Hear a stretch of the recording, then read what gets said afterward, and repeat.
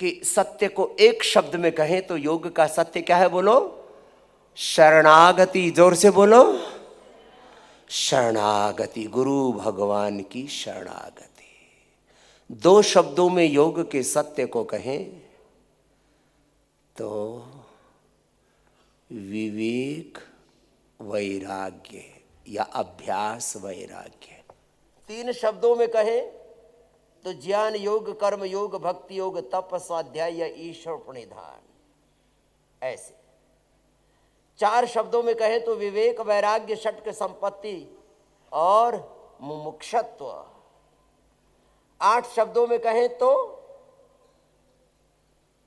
यम नियम आसन प्राणायाम प्रत्याहार धारणा ध्यान समाधय अष्टवंगानी।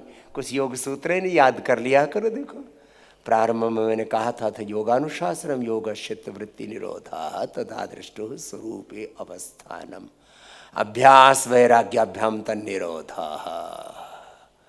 ईश्वर पुण्यधानाद्वा तीव्र संवेगानामासन्न। और अब क्या बताया? तपः स्वाध्याय ईश्वर पुण्यधानानि क्रिया योग। यम नियमासन प्राणायाम प्रत्याहार धारणा ध्यान समाधि अष्टवंगानी। हाँ, ये कुछ योग के मूल सूत्र है, ये याद रखने आपको। ये आपके पाठ्यक्रम का, पाठ्यचर्या का, योगचर्या का, दिनचर्या का हिस्सा है ये। हाँ, अष्टांग योग, यम नियम आसन प्राणायाम प्रत्याहार धारणा ध्यान समाधि अष्टवंगानी। अहिंसा सत्य स्तेय ब्रह्मचर्या परिग्रह यमा शौच संतोष तपस्वाध्याय स्वप्निधानानि नियमा। फिर एक एक की महिमा भी याद करना। What is the benefit of यम नियम? What is the benefit utilization in our life of pranayama? यम नियमों का, आसन प्राणायाम का, धारणा ध्यान समाधि का क्या लाभ है? बिना लाभ के, बिना प्रॉफिट की तो दुनिया में कोई कुछ काम करता ही नहीं। पवन मुक्तासन, उत्तान पादासन, सेतुबंतु बहुत ईजी है तो सब कर लिया करो। योग को आठ शब्दों में कहें तो क्या है? बोलो, अष्टांग योग। 9 शब्दों में कहें तो नवधा भक्ति। हाँ,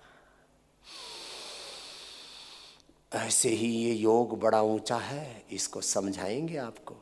तो चलो पहले एक तत्व है बड़ा, उसमें सारे तत्व सन्निहित है। जैसे योग में सारी सृष्टि के सत्यों का, सनातन शाश्वत मूल्यों का समावेश है। योग में संयोग है सारे दिव्य तत्वों का। ऐसे ही शरणागति में, गुरु भगवान की शरणागति में रहो तो जीवन में सारे श्रेष्ठ सत्य अपने आप घटित हो जाएंगे, अवतरित हो जाएंगे।